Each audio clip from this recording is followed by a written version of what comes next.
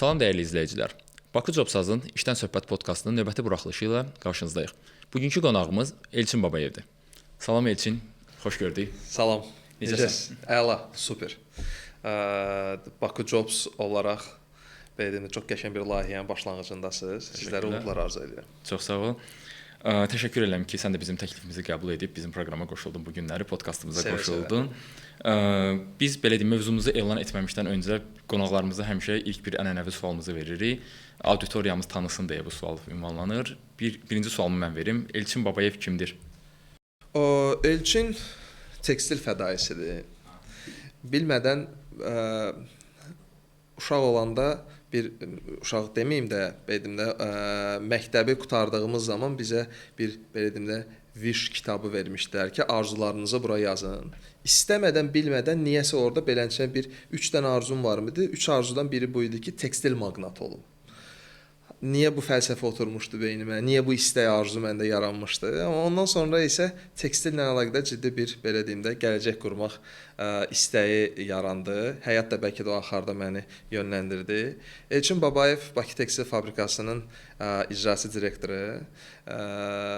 Uzun zamanlardır ki, tekstillə əlaqədar işləyirəm, öyrənirəm və o sahədə təkmilləşməyə çalışıram. Mən ilk növbədə səni dəvət edəndə düşündüm ki, biz Elçinlə hansı mövzuda danışa bilərik. Sənin təcrübən, həm də özün dediyin kimi, yəni tekstil sənayesinin içində yetişmisən. Mən belə görürəm səni, maraqlandığım qədər. Və düşündüm ki, ən yaxşı danışa biləcəyimiz mövzu nə olar? Həmçinin auditoriyamıza maraqlı olacaq nə mövzu ola bilər? Mövzunu belə seçmək istədim ki, tekstil sənayesinin ritmi. Təkcə əlbəttə tekstil sənayesindən danışmayacağıq burada, həmçinin Azərbaycanda ölkə sənayesindən və bu sənayenin içində tekstil sənayesi hansı yeri tutur, buna da toxunacağıq mövzumuzun içərisində. Super. Yəni istənilən bir şirkətin pandemiya dövrü idi. Biz maska istehsalatını qurmağa başlayanda o zaman daha çox belə deyim önəmini anlamağa başladım. Bir istehsalat qurursan, onun əsas ana xam malı bizim ölkədədir. Amma biz onun maşın qayırmasından tutmuş, yəni istifadə edəcəyimiz maşınından tutulmuş, maskanın materialına qədər, ipinə, sapına qədər hər bir şey bizi idxal eləmək məcburiyyətində qaldıq. Və bunun üçün də kifayət qədər ricalar, bunun üçün də kifayət qədər işbirlikləri, özəl şəxsi münasibətlər ortaya girmək məcburiyyətinə qaldı ki, biz o maskalar, materiallarını ölkəyə gətirə bilək. Və o zaman mən başa düşdüm ki, sənaye doğrudan da bir ölkə üçün çox-çox önəmlidir və bunun üçün çalışmaq, bir dəyər yaratmaq vacibdir, həm də ki, özündən sonra qoya biləcəyin çox gözəl bir irsdir. İqtisadiyyatın əsasında dayanır sənaye. Azərbaycanda ölkə olaraq biz baxsaq, daha çox neft-qaz sektorunun üzərində iqtisadiyyatımız formalaşıb, sənaye belə deyim, neft-qaz sektoru üzərində formalaşıb.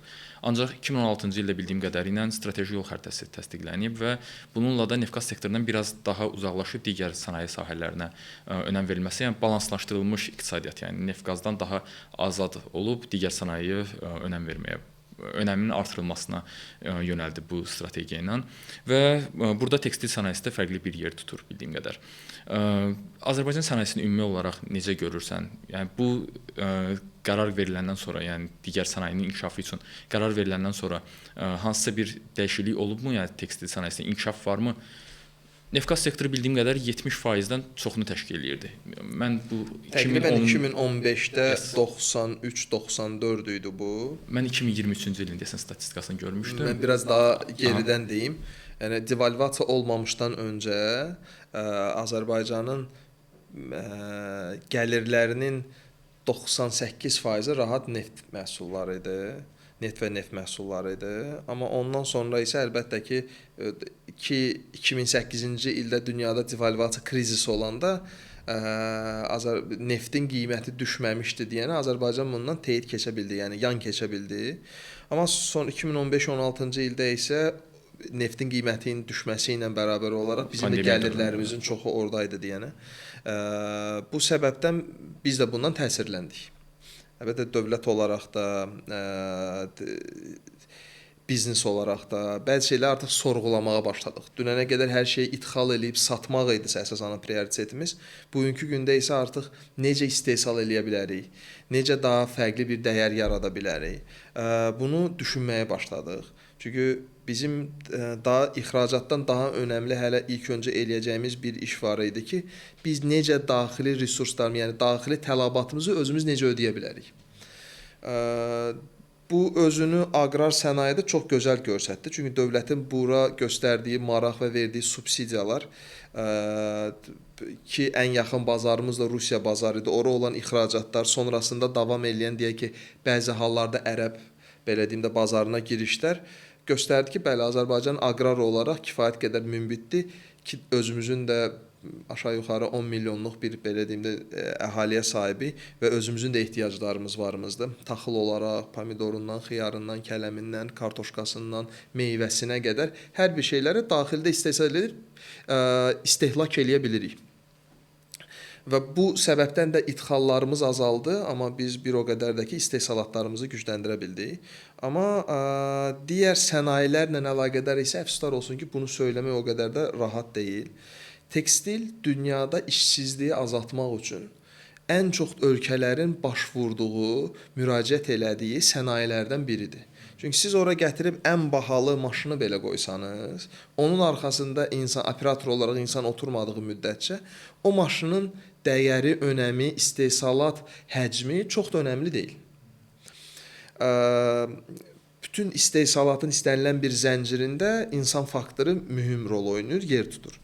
Buna görə Türkiyə öz resursunu doğru yönləndirərəkdən 80-cı ildən indiyə qədər insan resursunu doğru yönləndirdi və tekstilin bünövrəsini gözəl qurdu. Bu dəqiqə Bangladeş olaraq, bu dəqiqə Misir olaraq, Afrikanın şimalında olan ölkələr, Hindistan bir nöqtədə baxırlar, görürlər ki, əgər insan resursları buna icazə verirsə, çox rahatlıqla tekstilə girə bilirlər. Azərbaycanda da ancaq yəni tarixən toxuculuq, baramaçılıq, ipəkçilik, yəni tarixən olan bir peşələr olub.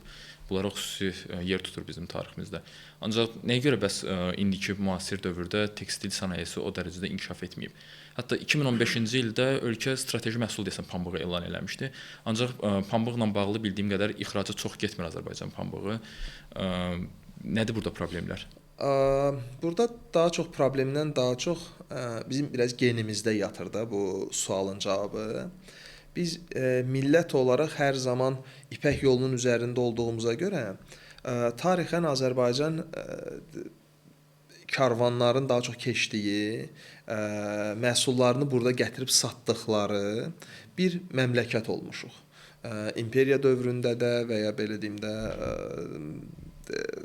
şahlıqlar dövründə də istənilən zaman Azərbaycan bu minvandan özünü inkişaf elətdirib. Buna görə də biz istehsalçı olmamışıq. İstehsalatı çox gözəl belə deyim də tərənnüm eləyən tərəf olmamışıq. Hə, istehsal eləmişik. Nənələrimiz olub, analarımız məsəl üçün də evdə xalçalar eləyiblər, əyiriblər, öz ehtiyaclarını ödəmək üçün olub. Amma biz heç bir zaman ixracatçı olmamışıq. Bugünkü gündə əgər baxsaq, bəli, Çin doğrudan da çox güclü bir istehsalçıdır. Ortalama dünyanın aşağı-yuxarı hardasa bir 20 trilyonluq bir ixracatı var. Bunun sadəcə 7.2-sini tək başına Çin üstələnib, yəni 30%. Əgər dünyada bir məhsul istehsal eləyəcəksinizsə, 1/3 xam malı Çindən gəlməsi lazımdır. 41-45-də sıfırlanmış ölkələrdən Yaponiyanı götürsək, Almaniyanı götürsək, bunlar istehsalçı olublar. Ürətici olublar, yenilikçi olublar bu barədə, hər bir zaman məhsul veriblər. Amma tarixən də baxsaq, ana təbiətin bizə verdiyi bir güc olub da hər bir zaman. Pambıq kimi məsəl üçün. Biz pambığın Qafqaz regionunda ən böyük istehsalçısıyıq. SSRİ vaxtında da hətta çox kifayət qədər güclü idi. Bunu indi aqronomlar biraz daha belə deyim də bəzən siyasiləşdirmək istəyənlər olur ki, Azərbaycanın torpağı pambığa çox belə də əlverişli deyildi, başqa belə deyim də məhsullar inkişaf elətdirilsəydi daha yaxşı olardı, amma sonuçta tariximizdə bu var. Bunun üstünlükləri də olub, bir o qədər də bəlkə də əksiklər, çətinlikləri də olub torpaq olaraq. Amma 200 min ton pambıq bugünkü gündə 4 milyardlıq industrial dəyər deməkdir. Ki bunun da yanına hələ biz qatsaq petrochemical dediyimiz, yəni neftdən alınan bu dəqiqə poliesterindən tutun da likrasına qədər, düymə istehsalatından tutun da zamok istehsalatı, zəncirbənd istehsalatına qədər hamısının ana xammalı polietilenindən tutun da hamısına qədər neftdir. Və biz bunu istehsal edə bilmək gücündəyik. Yəni o 4 milyardı çox rahatçılıqla biz eləyə bilərik 8 milyard. Yəni Azərbaycanın ixracatı orta statistik olaraq hardasa bir səhv eləmirəmsə 15-16 milyarddır. 105 min çalışanı koordinasiya eləyib bu sektora yığsaq, 105 min insana iş yeri var. Faktiki pambığı sadəcə yumruboğaz bir köynəyə çevirib dünyaya ixrac eləyə bilsək, ortalama olaraq hardasa bir 4 milyardlıq bir industrial dəyərdir. Hələ buna petrochemical da yanına qoymadan deyirəm. Beləncə bir sənayeni yarada bilmək, inkişaf elətdirə bilmək, bəli, ciddi bir koordinasiya tələb eləyir, sistem tələb eləyir, amma hər şeydən də öncə doğru bazar tələb eləyir. Yəni, biz sənayeni inkişaf elətdirməyi danışırıq, amma hara satacağımızı danışmırıq. Bu dəqiqə Azərbaycanın ən böyük bazarı Rusiya bazarı idi, amma keçmiş 3 ildə biz o bazarı itirdik. Çünki Özbəkistan ortalama olaraq 5 il, 6 il ərzində 500 milyonluq ixracatdan 3.5 milyard dollarlıq ixracata gətirib çıxardıb. Ki, iç geyim və corabda rahat deyə bilərəm ki, Çini pasivizə eləyib. Yəni, bu dəqiqə Qırğızstanı götürsək ciddi ixracatları var. Bu dəqiqə Türkmenistanı götürsək var, Azərbaycanda var. Məsələn, yan qonşularımızdan Gürcüstan keçən il 222 milyon dollarlıq hazır geyim ixracatını eləyib. Azərbaycanda bəs nəyə görə alınmır bu? Bir Made in Azərbaycan brendi çıxarda bilmirik biz. Yəni xarici ölkələrdə falan, yəni bunu görüb mən bildiyim qədər Bakı Tekstil Fabrikidə bir neçə xarici ölkələrdən olan brendlərin Azərbaycanda istehsalını eləyir, xarici ölkələrə də satışlar edib, ixracatlar da eləyib. Ancaq bir belə deyim brend olaraq tanınan məşhur bir brend olaraq hansısa bir brend yaratmayıb. Yəni, nədir burada problem? Bu ikisi bir-birindən ayrı bir belə deyim də tələblərdir. Çünki markalaşmaq bir müddət, zaman istəyir. Markalaşa bilmək üçün, beynəlxalqlaşa bilmək üçün ilk növbədə doğru sistemləşmə vacibdir. Sonra standartlaşmaq lazımdır. Bunun arxasınca markalaşıb, sonra beynəlxalqlaşmaq lazımdır. Biz hələ ki sistemləşmə ilə standartlaşmanın ortasında gedib gələn, yəni tekstil sənayemiz ortalama olaraq bu prosesdədir hələ. Yəni özünü tam olaraq yetkinləşdirə bilməyib. Bunun ola bilməsi üçün davamlılıq olması lazımdır.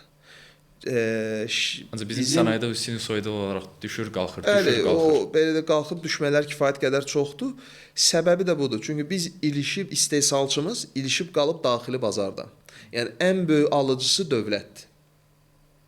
Yəni dövlətin tələblərinin üzərində özünü ixtisaslaşdırmağa çalışır. Mənim gördüyüm də daha çox odur ki, bizim tekstil fabrikləri, yəni bir neçə tekstil fabriki var.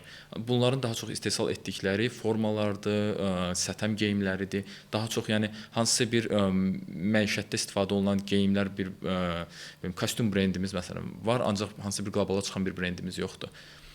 Yaxud da köynək brendi olsun və yaxud da. Bu barədə düşünürəm ki, gözəl addım atan şirkətlərimiz artıq var. Məsəl üçün Mario Russo kimi, Bamont kimi, zamanında Dəbli məsəl üçün də çox super bir yüksəliş elədi. Qeyd etdiyim adını eşitmişəm onları. Bəli. Yəni həm sosial media yönətimi olaraq, həm də ki məhsullarının təqdimatı olaraq ki zamanında bizdə məsəl üçün Emelend bu dəqiqə Rusiyada, bu dəqiqə Ərəb ölkələrində bilinən, seçilən və dəyərləndirilən markalardır. Bunlar vaciblər. Əlbəttə ki, ilkin addımları atan, o qarda cığırı açanlar olacaq. Amma önəmli olan budur ki, onların arxasınca gələnlər çox olsun.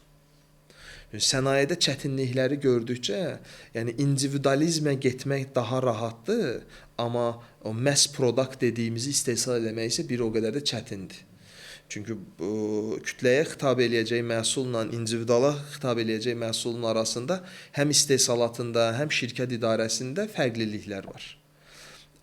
Ölkəyə gəlir gətirəcək nöqtə individualizm deyil, mass product. Biz məhz istehsal eləməliyik. Əlbəttə ki, praktika yığmaq üçün bugünkü gündə Penti var da, hər zaman hər yerdə danışıram.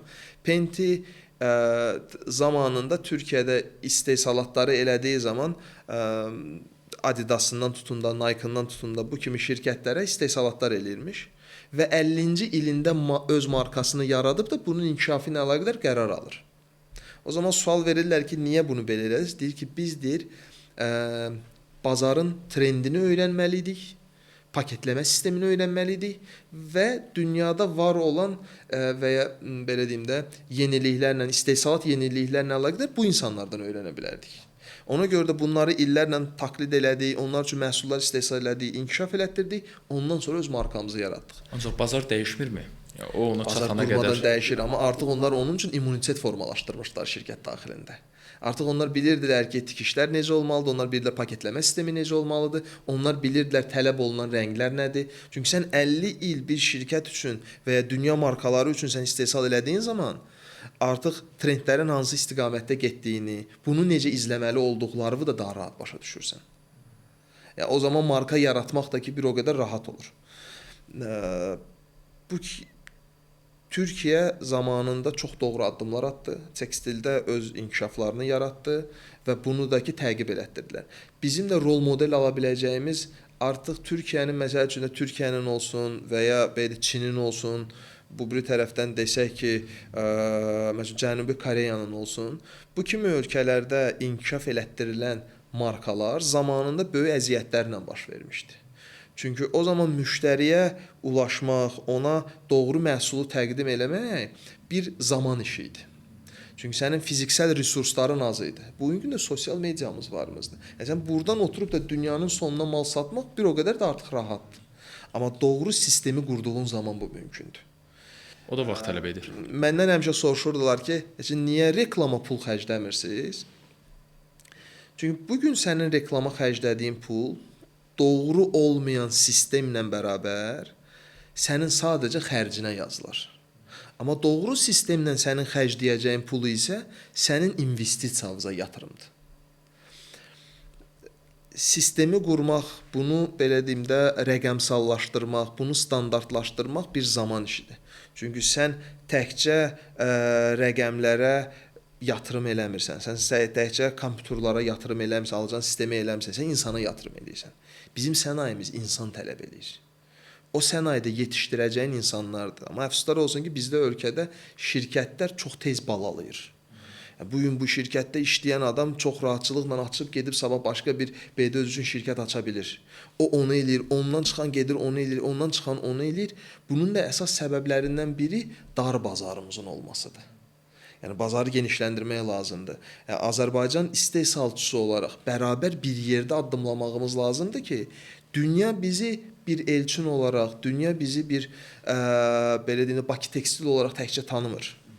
Bir o qədər də həm də ki bir sənaye ilə tanıyır. Sumqayıtda Kimya Sənaye Parkında fabrikanı maskadan sonra baxdıq, gördük ki, bu düşüş yaşayır. Ondan sonra dedik ki, artıq bunu bir istifadə eləməyimiz lazımdır. Gəlin ixracat fabrikası quraq. İxracat fabrikasını qurduğumuz zaman ilk ixracatımız da İspaniya oldu. İspaniyaya gözəl bir ixracat elədik, amma davamlı ola bilmədi. Çünki Azərbaycandan gedən məhsullara Avropada tekstil məhsuluna 12% rüsum var idi. Amma yan qonşularımız Azərbaycandan gedənmi? Azərbaycandan gedənlər sırf 12%-dir. Amma yan qonşularımızın isə 0%-dir. Biz o zaman bunun mücadiləsini biraz çox apardıq ki, bunu necə aşa bilərik. Amma alınmadı. Sonrasından Ərəbistana getdik. Ərəbistandan Lafayette kimi markanı gətirdik bura, ixracatını elədik. Onun da lojistik problemləri çıxdı. Azərbaycandan məhsulların gedib Səudi Ərəbistana tır vasitəsilə çatması çox zaman alırdı. Müəyyən təşviqlər arayışında olduq.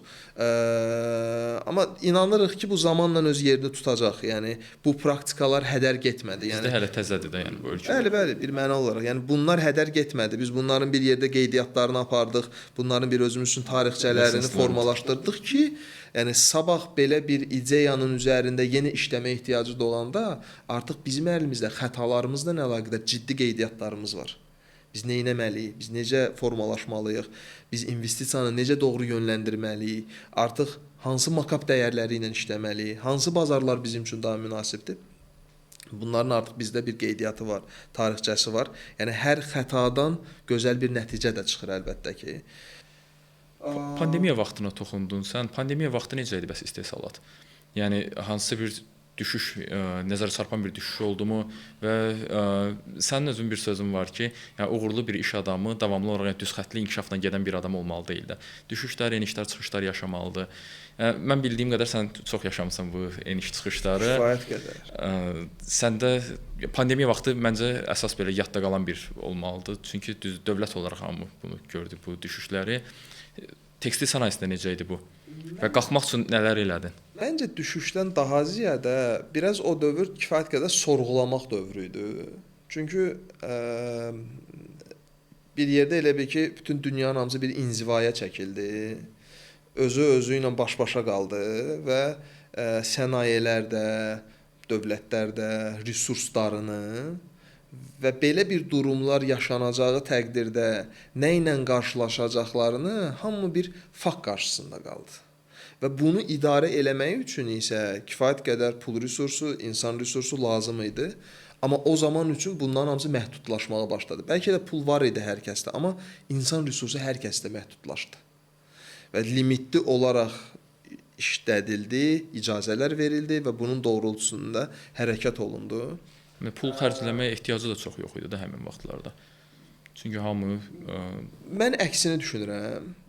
Səbəbi də bu idi ki, çünki həmin dövrdə məsəl üçün də müəyyən adətlərimiz yarandı da. Nə kimi? Yəni həmin o dövrə qədər hamımızın alış-veriş mədəniyyətinin hamısı fiziksel idi. Yəni biz qalxırdıq, gedirdik, hardansa alırdıq.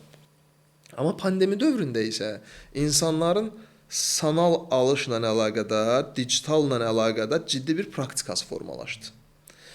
O dövrdən sonra məsəl üçün onlayn alış mədəniyyəti və onlaynda xərclənən pullar çoxalmağa başladı. Ancaq nə qədər intensiv olurdu bu? Yəni bu adamın bayıra çıxmır, yəni geyinəcək bir yeri yoxdur.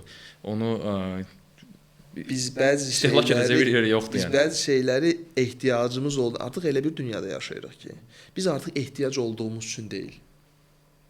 Sadəcə adətlərimiz üçün bunu edirik, özümüz üçün bunu edirik. Sadəcə xərc etmək üçün bunu edirik. Çünki bütün günü evdə oturan insanın əlində yəni bəlkə də fürsətimizdir, amma bir o qədər də artıq zaman-zaman düşmənimizə çevrilməyə başlayır. Yəni 2000-ci illərin başında telefonu olan insan ehtiyacından istifadə eləyirdi, lüksundan istifadə eləyirdi. Bugünkü gün isə ayrılmaz bir parçamızdır telefon. Və orada gün ərzində qabağımıza çıxan reklamlar ehtiyacımız olmayanları bizə sata bilmək üçündür.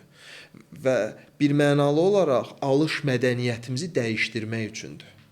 Yəni sənin bir mənalı olaraq, yəni bugünkü gündə yəni devalvasiyadan sonra Türkiyədə de facto gəlmişdi.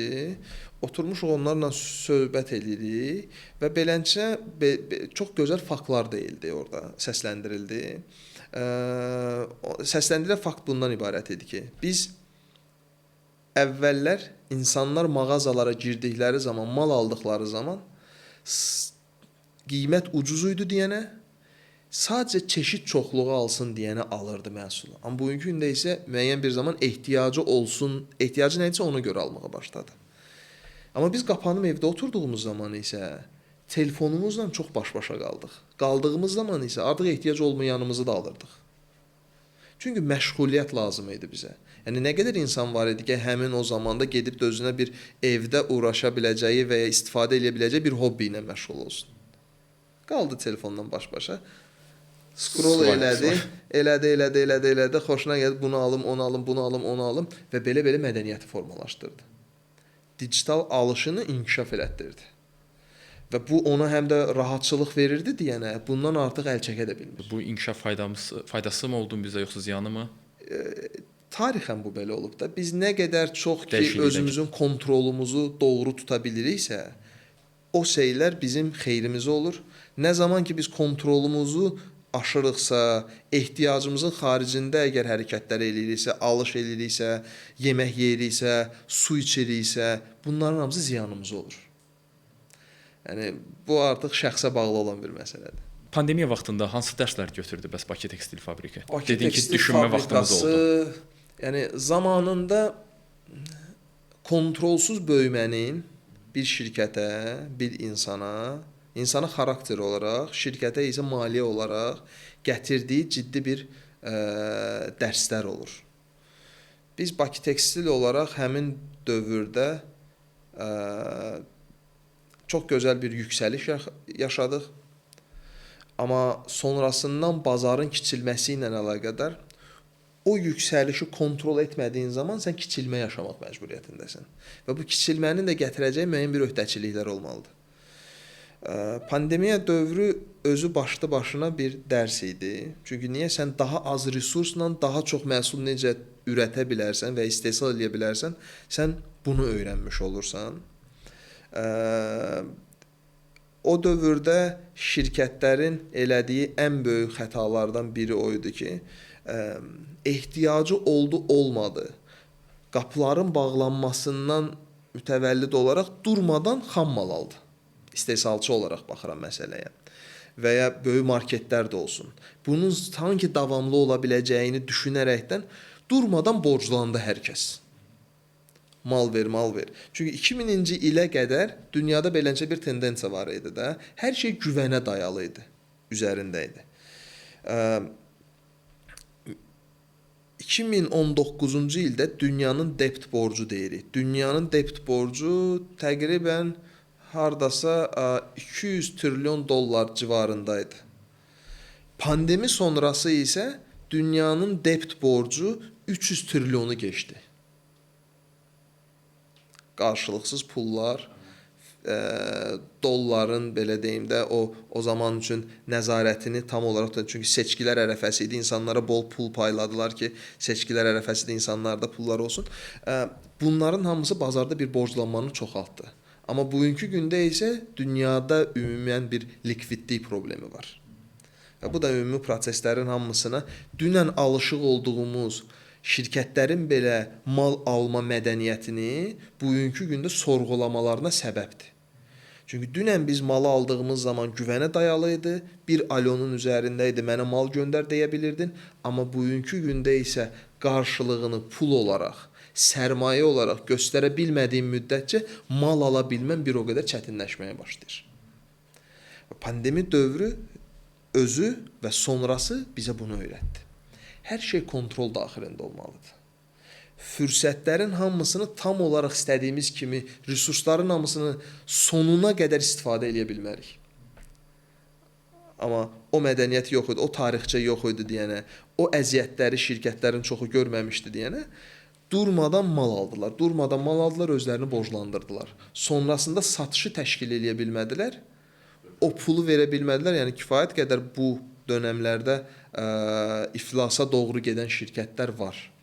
İnsan resursları baxımından bəs necə idi məsələ? Həmin vaxtı insan resursları sən dedin ki, tekstil sənayesinin əsasını təşkil eləyir. Yəni hər bir istehsalat prosesində insan olmalıdır, yəni insan faktoru olmalıdır. Ancaq burada pandemiya vaxtında resurslarla bağlı sıxıntılar var idi. İnsanların iş fəaliyyətinə cəlbində limitlər qoyulmuşdu. Bunları necə idarə etdiniz? Həm də ki, belə deyim, tekstil sənayesi belə ümumiyyətlə sənaye bir sistemli, kompleks bir şeydir. Bütün sənaye sistemləri bir-birinə əlaqəli işlətmək lazımdır, yəni kompleks formada.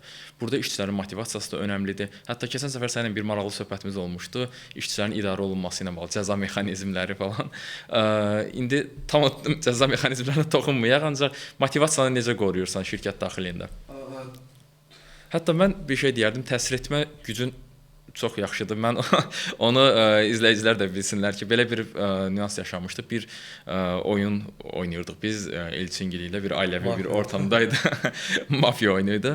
Mən normalda çox təsir altına düşən biri deyiləm də. Yəni qarşımdakı insan danışır, zaten fikir vermirəm və yaxud da öz düşüncələrim var ki, onları saxlayıram yəni özümdə. Şuur altımda oğullar var. Qarşı tərəfə sadəcə qulaq asdığımı göstərirəm kimi. Ancaq həmin oyunun ortasında mən gördüm ki, uyub getmişəm. Elçinin təsiri altındayam.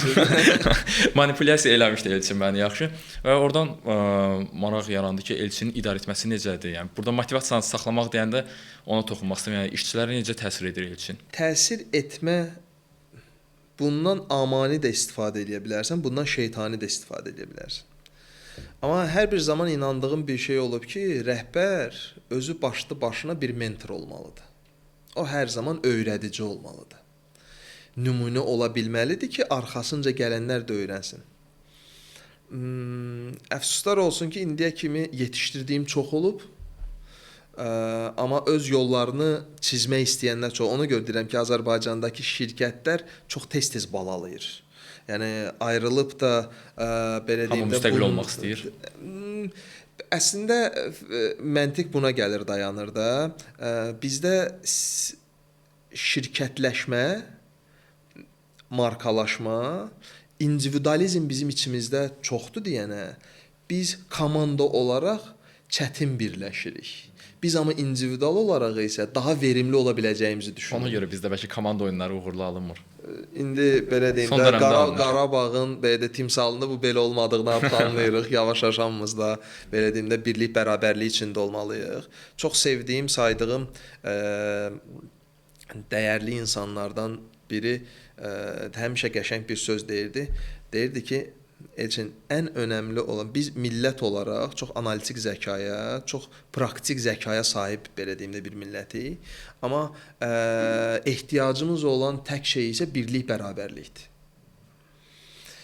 Biz nə qədər ki bunun üzərində işləyəcəyik, nə qədər ki bunu özümüzə amal eləyəcəyik, inkişaf eləməyimiz də bir o qədər rahat olacaq. İnandıra bilmək önəmli deyil.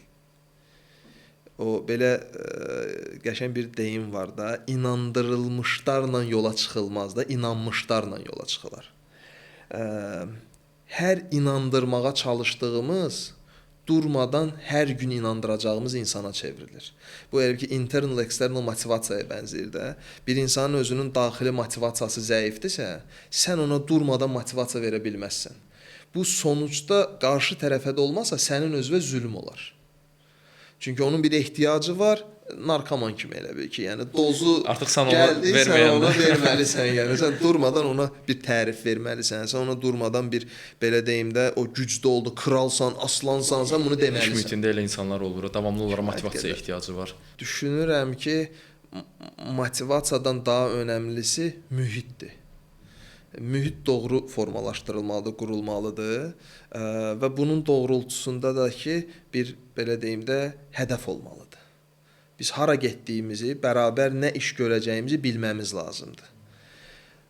Zamanla əlbəttə ki, bu fikirlər iflasa uğraya bilər, fikir ayrılığına düşə bilərsən, eləyə bilərsən. Amma ən önəmlisi, yəni belə deyim də, lider olmaq istəyən, doğrudan da məqsədyönlü olaraq hədəfini qoyub da ona gedəcəyi yolda zaman-zaman tək qalacaq insan tək qalır. Tək qaldığı zaman ən önəmlisi o hədəfinin yanlış ola biləcəyi ehtimalını düşünməməsidir. Və bu zaman onun yanında olanlar da ona daha çox inanmağa başlayır. Çünki ən zəif zamanında, ən tək qaldığın zamanda hədəfinə inanmağındır digərlərində səninlə bərabər getməyə sövq eləyən. Bəlkə o səhv hədəfdirsə, bütün kütləni də arxasıca aparır həmin adam. Bir sorğulamalı deyilmi özünü həmin o ortamda? Bu, belə deyim də, hədəf şəxsi olmamalıdır, hədəf ali olmalıdır. Və bu hədəfin nəticəsində isə sən bəlkə nəticəyə özün gedib çatmayacaqsan, amma ona gedib çatacaq 3-5 nəfər yetişdirmən lazımdır. Bir iz qoyacaqsan bəlkə arxanda. İndi sual verə bilərsən ki, ya səndən ayrılanlar, bizdən ayrılanlar da sonuç etibarən o hədəf üçün yetişdirilənlər olurlar. Hamının hədəfi bir nöqtəyə gedir. Azərbaycan tekstilini inkişaf elətdirmək. Amma hər kəs özü başa düşdüyü kimi bunu eləyir. Ancaq ayrı olaraq bunu eləmək çətin olur axı. Heç bir problemi yoxdur. Əsas olan odur ki, çox olsun. Yaxşı yanaşmadı. Bəs burada dövlətin özəl sektorundan əməkdaşlığı necə? Sən başlıqda dedin ki, digər sektorlara ölkənin, dövlətin subsidiyalar, dotasiyalar verir, maliyyə dəstəkləri var. Tekstil sənayesində necədir bu? Ümumiyyətlə bu əməkdaşlığı necə görürsən? Var mı ümumiyyətlə indi hazırda yəni tekstil sənayesinə subsidiyalar, dotasiyalar? Zamanında var idi. İndi bir o qədər də çox deyil. Mən hər zaman bu fəlsəfəyə inanmışam ki, əgər bir sənayenin bir ölkədə inkişafı varsa, ora birmənalı olaraq dövlət marağı və istəyi var və dəstəyi var. Yəni Özbəkistan heç bir beləncə deyim, yəni durduğu yerdə 500 milyondan 3.5 milyarda gəlib çatmadı. Bura ciddi bir maraq var idi, dəstək var idi, istək var idi ki, ölkə bu segmentdə inkişaf elətdirilsin. Məsələn, aqrar olaraq biz ölkə olaraq düşünürəm ki, çox gözəl bir yerdəyik, yaxşı inkişaf eləyirik. Yəni, bu da dövlətin verdiyi subsidiyalar idi, dövlətin verdiyi istək və maraq idi ki, bu sənaye inkişaf elədi və iş adamları pullarını, enerjilərini, zamanlarını bu sənayedə inkişaf elətdirmək üçün səfərbər oldular və qarşılığında alırlar. Tekstilimizin inkişafı isə biraz o maraq dairəsində deyil deyə düşünürəm. O istək çərçivəsində deyil. Çünki 4 milyardlıq bir industrial dəyərə sahib olub da, keçən il Azərbaycanın hazır geyim ixracatı 445 min dollar olub. Gürcüstan 222 milyon dollar eləyib, Ermənistan 129 milyon dollar. Daha öncəki ildən bədəndə 20 milyon aşağı düşmüşdü.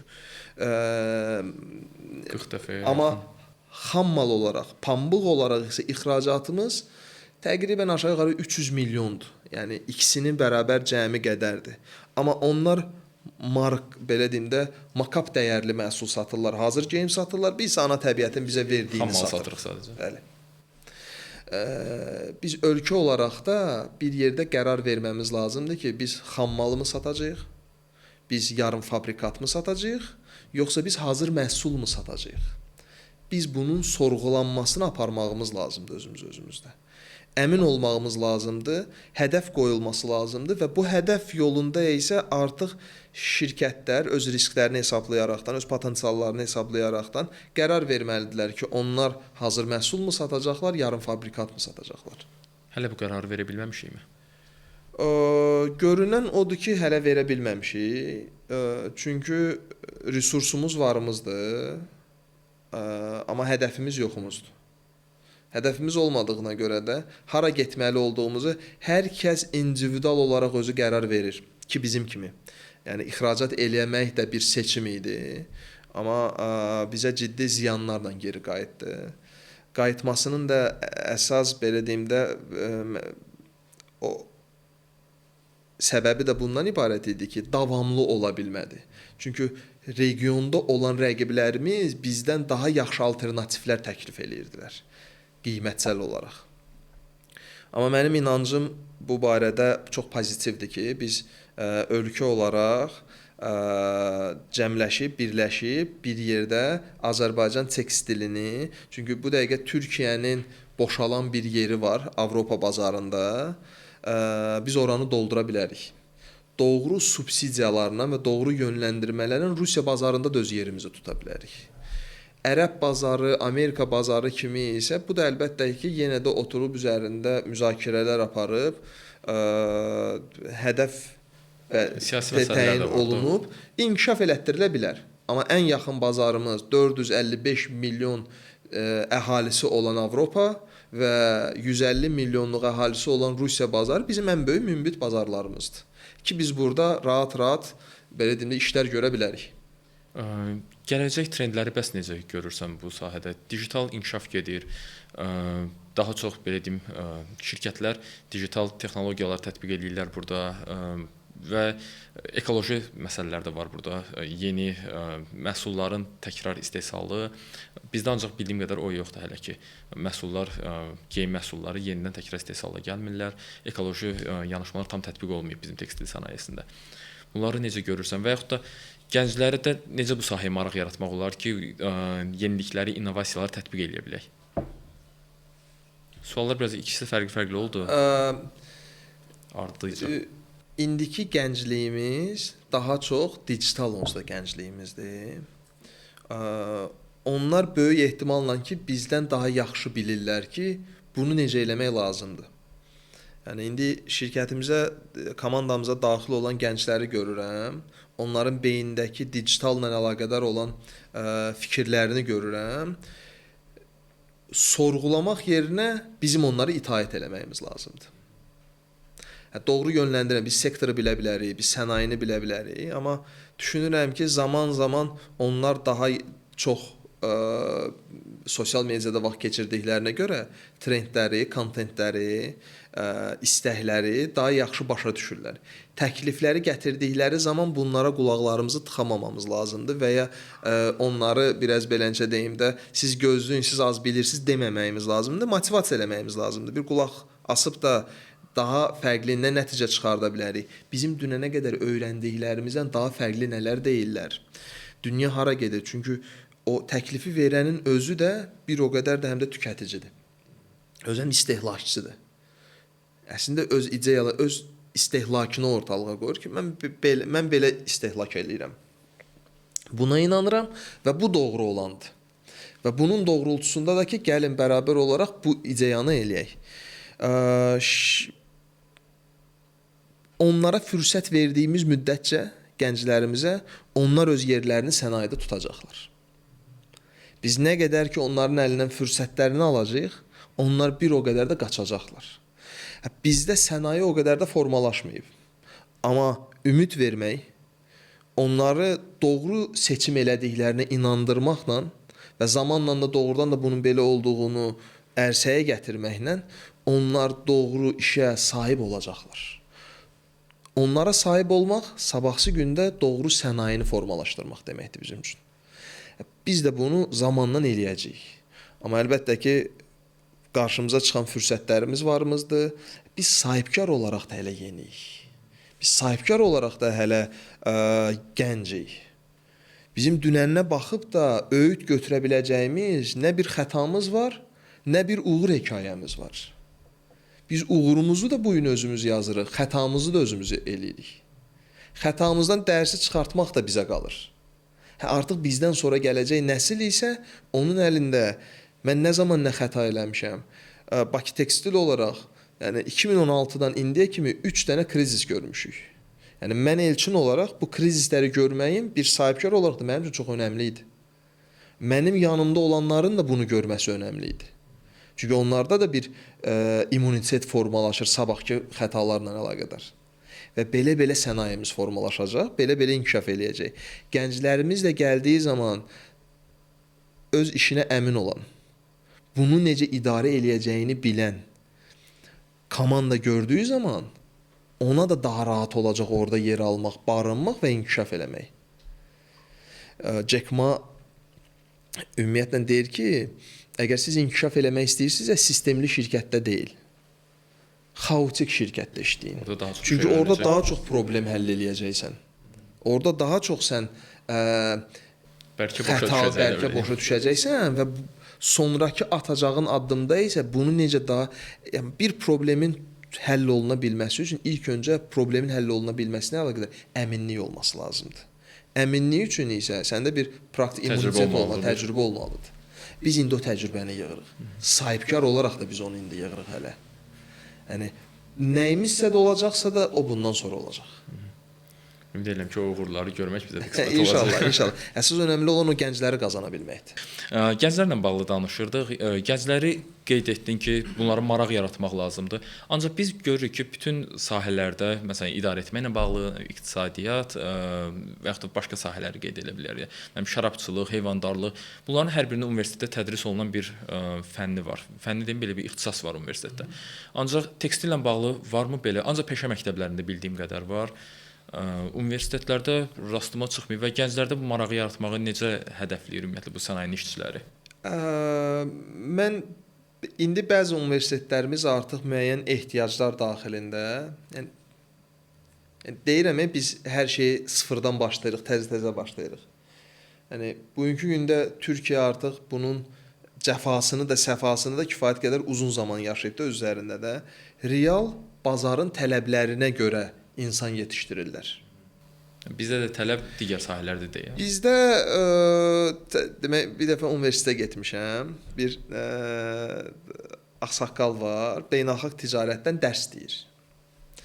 Amma özümə oturdum beləcə bir şey sorğuladım ki, və dərs dediyi insanlar da 2001-ci, 2002-ci ilin gəncləridir. və insanın var 74 yaşı.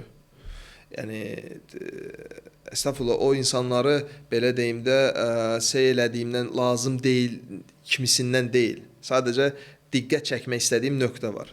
İnsan 74-cü ilin kitabı ilə dərs deyir və həyatında saqqız satmayıb. Amma beynəlxalq ticarətdən dərs deyir.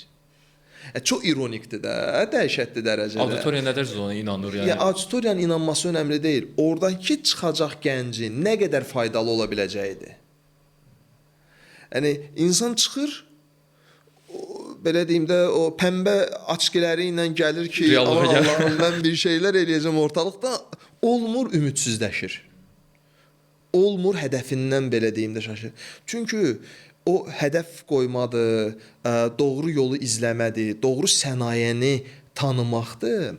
Brejnev zamanında beləcə bir praktika eləyibmiş. İnsanlar universitetə qəbul olanda ən birinci göndərilmiş işləyəcəyi, yəni qurtardıqdan sonra işləyəcəyi sənaye ilə əlaqədar praktikaya. Yəni sonda deyil, öndə göndərilmiş. Yəni doğrudan da bu sahəni istəyirmi o adam, o qərarı verə bilsin. Supersən. Yəni adam deyək, məsəl üçün deyirəm də, peç ustası olmaq istəyirmiş. İndi o zamanın tələbinə uyğun olaraq deyirəm. Monitör olmaq istəyirmiş və ya insan gedir, elektriki görür, onun ləvazimatını görür, bir dənə tok vurur bunu və o zaman qərar verir ki, mən bu sənayedə işləmək istəyirəm, yoxsa işləmək istəmirəm. Bizim sahədə o problem çoxdur. Yəni insanlar universitetdə oxuyurlar, sonra oxuyandan sonra qərar gəlir ki, görür ki, mən mühəndis deyəndə, yəni hansısa bir sahəyə çıxmaq deyil. Mən idarədə oturacağam, ofisdə oturacağam, ancaq çertyoş çəkəcəm falan, bunu xəyal edir. Yəni çünki məsəl üçün introvert insanın gedib də, yəni xarakter də önəmlidir də burada da. Yəni introvert insanın gedib də necə deyirəm, insanın aktivlik tələb eləyən bir sektorda işləməsi qədər ona zülm yoxdur da sonuçta. Və ekstravert ola biləcək bir insanın da gedib də bütün günü mühasib kimi oturub dəftər qələm yazması qədər də zülm bir şey yoxdur. Yəni rolları doğru paylaşdırmaq lazımdır ki, bəhrə də ona görə olsun. Və bu insanların yönləndirilməsi lazımdır. Bu insanların doğru hədəf verilməsi lazımdır ki, o oradan çıxdığı zaman sənayedə nə ilə qarşılaşacağını bilsin, başa düşsün və buna görə davransın. Demək, universitetlərimizdən biri bir Sakit Səmədov yaxın dostlarımdan biridir. Sağ olsun, inkişafımızda kifayət qədər, belə deyim də, öz bəhrəsini vermiş insanlardan biridir. Onun qəşəng bir yanaşması var. İş adamlarını özü ilə bərabər olaraq universitetə aparır ki,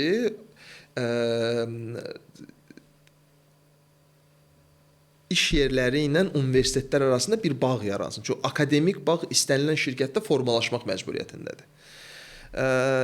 Getdik universitetə, tələbələrlə bizi tanış elədi. Dedi ki, zəhmət deyilsə bir 10 nəfər, 15 nəfər tələbə seçərdi, sizin iş yerinizdə bir şey keçsinlər, praktika keçsinlər.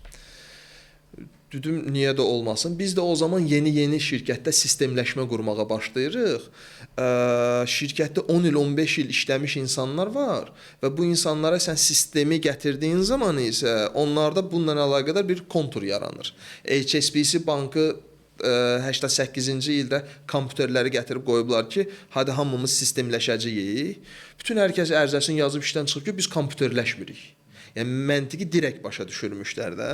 O zaman orada volunteer olan insan bugünkü gündə orada CEO-dur.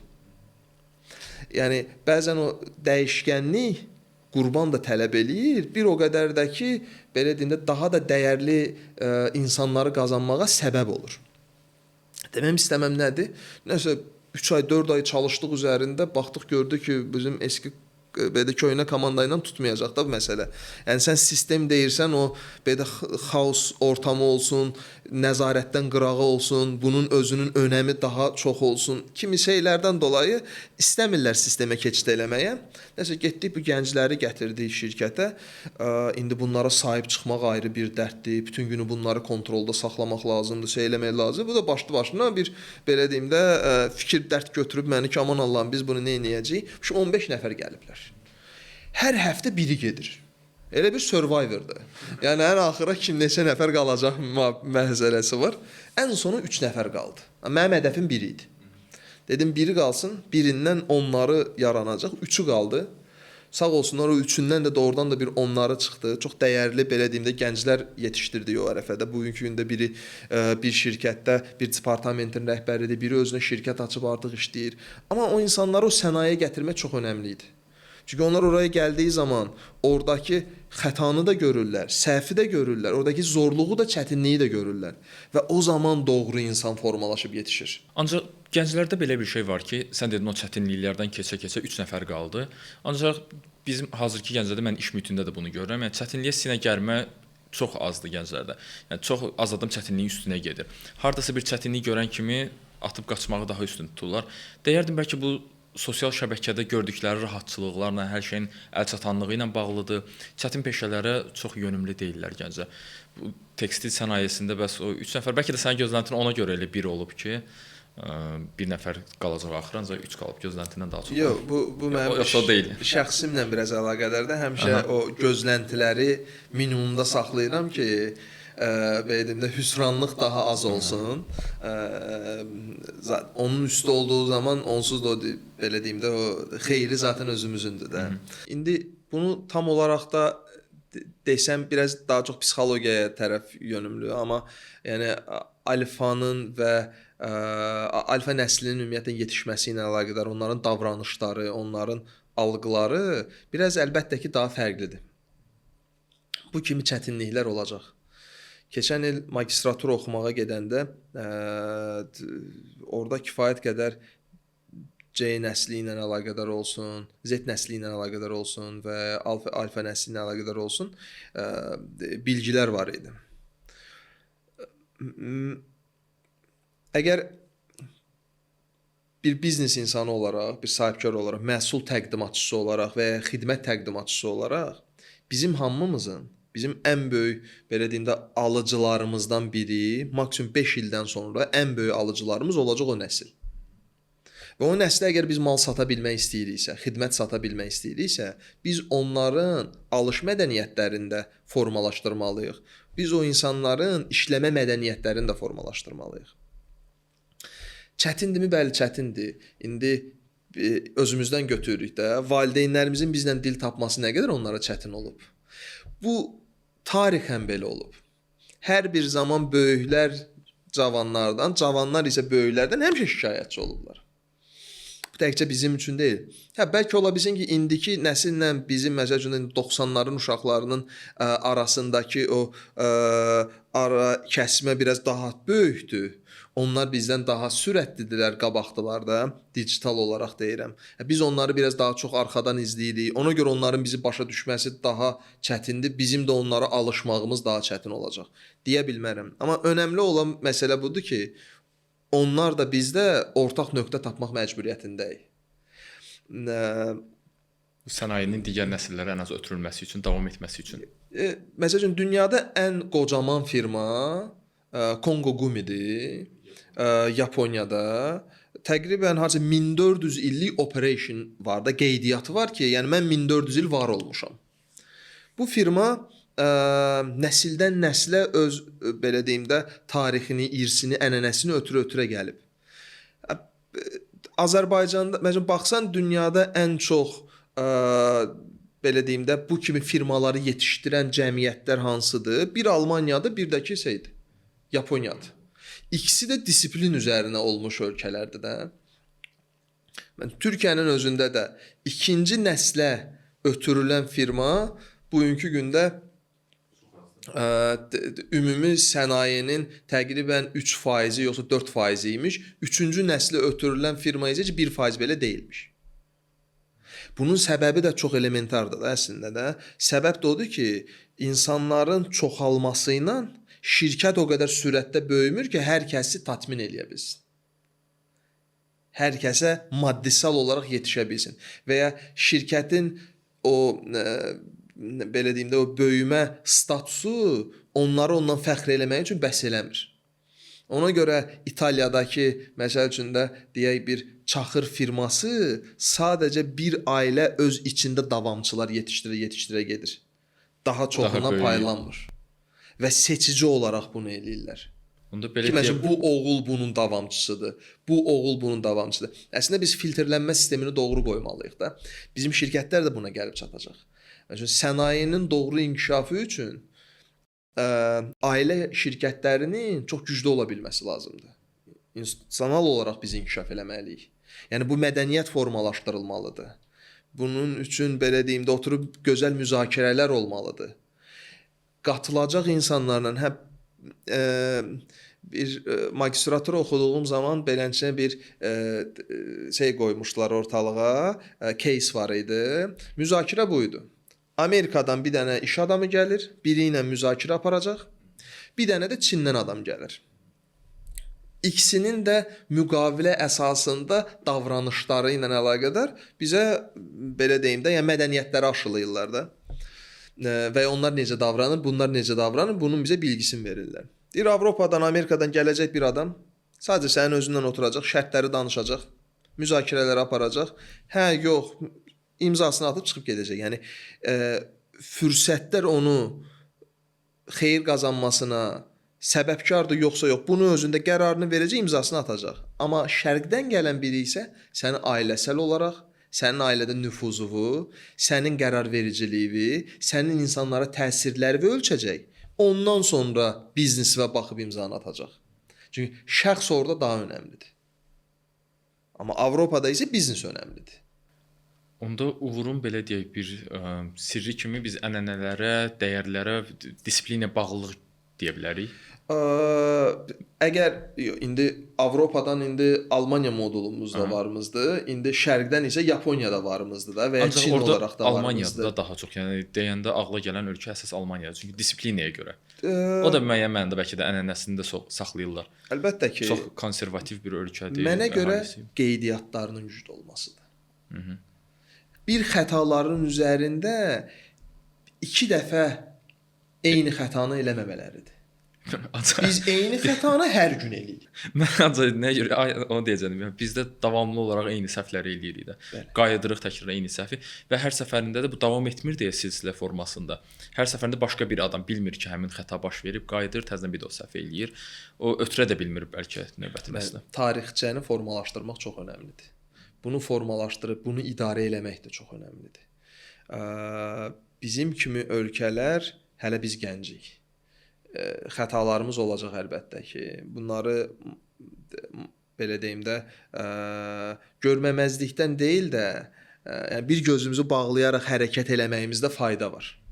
Sahibkar olaraq da, bəlkə də dövlət olaraq da. Amma hədəfimiz bəlli olmalıdır. Gedəcəyimiz nöqtə bəlli olmalıdır ki, biz hara, hansı sürətlə getdiyimizi bilək. Bizim bugünkü gündə tək bir dənə belə deyim də əksikliyimiz var. Bizim hədəfimiz yoxumuzdur. Sənaye olaraq deyirəm, yəni maşallah dövlət olaraq son zamanlarda elədiklərimiz, xarici siyasətdə qazandığımız uğurlarımız doğrudan da göstərir ki, biz millət olaraq da, dövlət olaraq da çox güclüyük. Amma sənaye olaraq isə əgər danışırıqsa, bunu inkişaf elətdirə bilmək üçün isə doğru hədəf lazımdır. Doğru məqsəd lazımdır ki, biz hara gedəcəyimizi ölçək, bilək və buna görə addımlayaq. Ümid edirəm ki, bu hədəflərimizi biz gələcək zamanlarda qarşımızda. Mən əminəm ki, eləyəcəyik. Keçən dəfə bir dostumuz varımızdı. İndi ixracat eləyirlər, Polşaya ixracat eləyirlər, özə qapı ixracat eləyirlər Azərbaycandan. Baxıram, uğurlarına çox sevinirəm. Çünki 2 ilə yaxın idi ki, layihənin üzərində işləyirdilər. Nəticə verdi. Ümid edirəm ki, davamlı olacaq. Əminəm ki də davamlı olacaq. Çünki nə qədər ki Azərbaycandan sənayeçilər, bu fərq etmir, bu tekstil olaraq və ya digər sənaye olaraq gedib bir uğur qazandıqları zaman bilavasitə olaraq zəncirvari digər sənayelərimizi də hansısa mənada qabağa getməsi səbəbkar olacaq.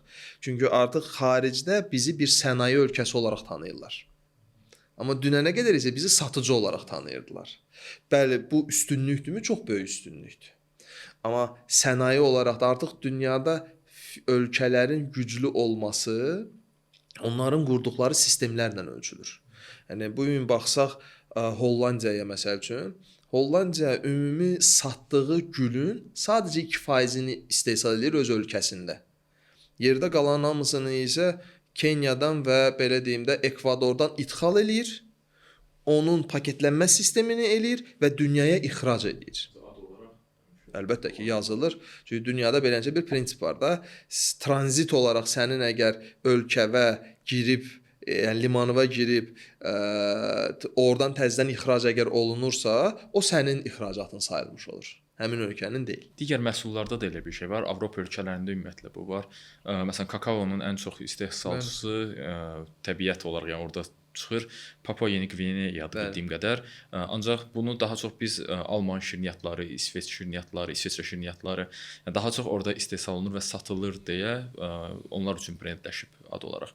Ancaq həmin ölkə Papua Yeni Qvineya ondan nə qədər dərəcədə yararlanır, satıcı kimi sadəcə tanıyırlar onu. Yəni ana təbiətin onlara verdikləri üstünlük kimi də, yəni ona eləncə satır. Bir 2018-ci ildə Afrikaya getmişdim. Nəsib oldu, orada getdik Zimbabveyə. Ölkəni gəzirik də beləncə. Ən yaxşı pambıq da ordadır deyəsən. Ən yaxşı pambıqdan daha ziyadə çılpaq əllə yığılan pambıq ən çox ordadır. Çünki dünyanın hər yerində makina gücünə yığırlar. Onu da yığanda tozu ilə, torpağı ilə onun çiyti var da, yəni də o pambığa qarışır. Sonra onu təmizləmək də biraz belə deyim də çətin olur, amma burada isə insan resursu çox ucuzdur deyənə və məşğuliyyət də azdır deyənə. Onlar orada hər şeyi orqanik olaraq əllə yığırlar. Əllə yığdıqlarına görə o tərtəmiz qalır. Və indi mənə verilən məlumat nə qədər doğru, nə qədər yanlışdır, onu indi ölçə bilməyəcəm, əfsuslar olsun ki. O zaman mənə deyilən bu idi ki, 10 il bundan sonrası üçün Zimbabve ildə 2 dəfə məhsul ala bilən ölkə idi pambıqdan. Çünki ekvatorun altındadır və bedində ilin istənilən vaxtı 30 dərəcədir orada. İldə 2 dəfə alırlar, təmiz məhsul alırlar və bu məhsulların hamısını Avropa firmaları, 2 dənə firma, sadəcə ölkədə çıxan bütün pambığın hamısının talibi idi, alır. Bundan hazır məhsul istehsal edir və belə deyim də yüksək marka olaraq dünyaya satır. Ki bizim ölkəmizdə də markalaşmaq çox önəmlidir. Biz heç bir zaman Çin ola bilməyəcəyik. Biz heç bir zaman Hindistan, Bangladeş ola bilməyəcəyik də. Amma biz çox rahatlıqla Avstraliya ola bilərik. Biz bugünkü gündə belə deyim də, yox, Özbəkistan belə olmağa ehtiyac yoxdur. Bizim marka ürətməyə ehtiyacımız varımızdır. Amma bu yola da gəlib çata bilməyimiz üçün biz bugünkü gündə böyük markalar üçün istehsalatlar eləməliyik. Onlar üçün praktika qazanmamız lazımdır. Yəni Zara'nı biz bura gətirəndə oturduq onlarla müzakirə elədik. Onlar sadəcə 3 dənə rəng, ağ idi, qara idi, boz idi, səhv eləmirəmsə, 3 dənə rəng, dedi ki 5 milyon ədəd sifarişim varımdır. Biz də sevinmişik ki, ura 5 milyon ədəd sifariş qazanmışıq. Amma bizim istehsal gücümüz sadəcə 2 milyon ilə eləməyə bəs eləyirdi fabrikamızın. Dedik, yaxşı, 3 milyonu qoyuram qırağa, 2 milyonu verirəm sənə. Sevindik ki, sifarişi aldıq, əla. Arxasınca gələn sual bu oldu. Sən deyir, bir gün dayansan, istehsal eləməyəcəyin ədədi mən hardan tələfi eləyəcəm? Yəni, hardan qazanacam? Və mən belə duruxsundum, verəcəyim cavab yoxdur. Dedim ki, söxlər çoxdur da, verərik, birində istehsallik verərik. Dedi, yox. Onların qaydalarına görə ancaq onların belə deyim də akkreditasiyasından keçmiş firmalarda ancaq məhsul istehsal, fabrikada məhsul istehsal oluna bilər. Deyir, səndən başqa da yoxdur. Yəni, sən deyir, mənim üçün bir risksən. Bu səbəbdən deyirəm ki, sadəcə bir Bakı tekstillə iş bitmir. Bunun üçün sənaye formalaşmalıdır. Bunun üçün hamımız bərabər bir yerdə olmalıyıq ki, ixracatı böyük firmaların o zaman maraqları bura artacaq. Biz o zaman böyük firmalara ixracatlar eləyə biləcəyik. Ümid edirəm ki, Elçin gələcək müddətlərdə bizim bu birlikimiz yaranar, mümkün olar sənaye olaraq, tekstil sənayesi olaraq. Təşəkkür edirəm sənə gəldiyin üçün, bizimlə dəyərli fikirlərini bölüşdün bu günləri. Çox xoş. Axırda deyəcəklər ki, qardaş, bu insan nə qədər beləncə deyəndə birlikdən danışır. Super, yəni. Əsas yaralı yerində deyəsən. Ehtiyacımız var deyə. Aha, yes. Mən özüm də bu görüşdən yaxşı insightlar aldım, özüm üçün dəyərli məlumatlar götürdüm. Təşəkkürlər təkrar sənə. İzləyicilərimizə də təşəkkür edirəm bizi izlədiyi üçün. Diqqətiniz üçün təşəkkürlər. Sağ olun.